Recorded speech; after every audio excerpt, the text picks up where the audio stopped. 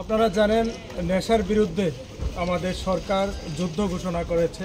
সেখানে বিভিন্ন অঞ্চলে, রাজ্যের সমস্ত অঞ্চলে সেখানে নেশা বিরোধী অভিযান সেখানে সংগঠিত হচ্ছে। সেখানে আমাদের ভলান্টিয়ারি হেলথ অ্যাসোসিয়েশন অফ ত্রিপুরার উদ্যোগে আজকে একটি ভ্যান সেখানে শুভযাত্রা শুরু করবে।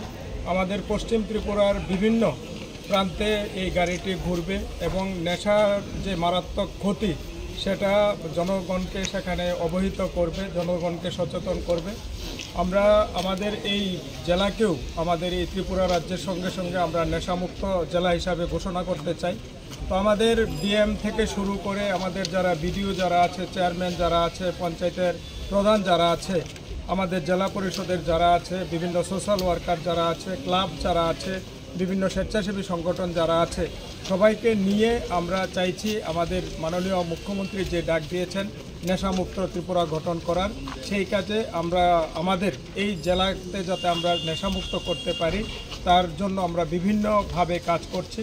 তো এই কাজে আমাদের বরাবরই সাহায্য করে আসছেন আমাদের voluntary health association of Tripura. তারা বরাবরই আমাদের এই নেশার বিরোধী অভিযানে অংশগ্রহণ করেন।